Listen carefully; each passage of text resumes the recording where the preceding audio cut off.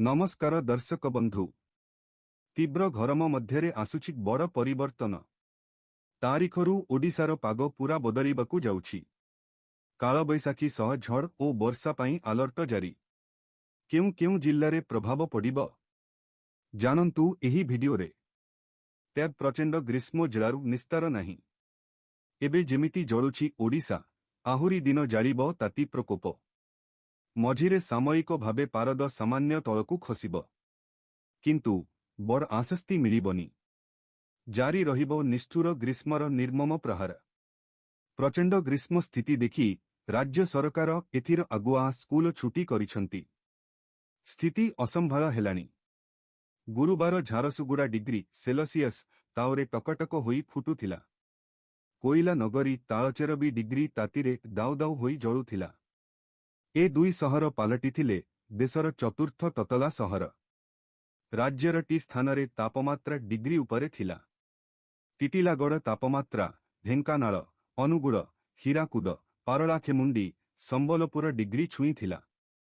राउरकेला, नुआपड़ा, बरगड़, बलांगीर, भवानीपाटना, सोनपुर, रगड़ और भुवनेश्वरे पारद डेइला। किंतु शुक्रवार तातीरे सामान्य आश्वस्ति मिलिछि।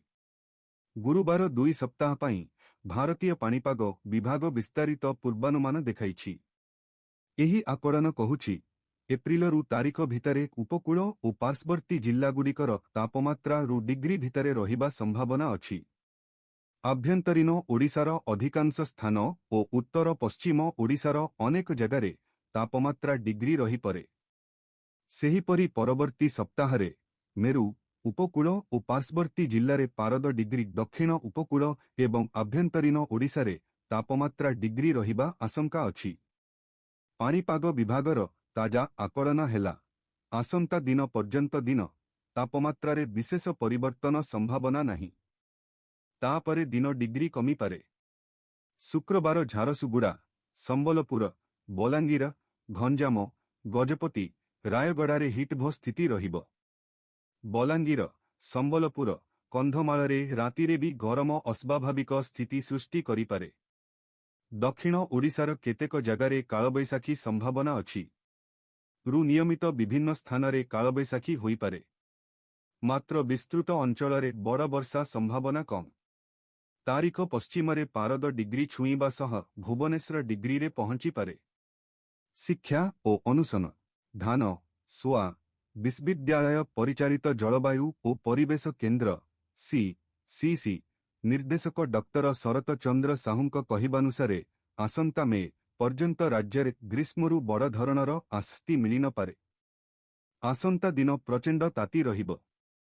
विशेष करी शनिवार भीषण गरम अनुभूत होइपारे। तारीखरे कालबैशाखी वर्षा किछि आश्वस्ति देई पारे। वर्तमान वायुमंड मंडलर उपरिभागरे विभिन्न दिगरु वायु आसी जमाट बांधुछि। एही वायु तळकू आसिबारु उत्तप्त हेबा सह बाष्पीकरण करुछि। एहा वर्षा हेबारे बाधक हेउछि। विशिष्ट पाणीपाग विज्ञानी प्रोफेसर सुरेंद्रनाथ पशुपालकंक कहिबानुसारे आसंता रु पागरे परिवर्तन आसिपारे। बंगोपसागररू पवन अधिक आसिबा संभावना थिबारु रे उपकूलरे कालबैशाखी वर्षा करिपारे।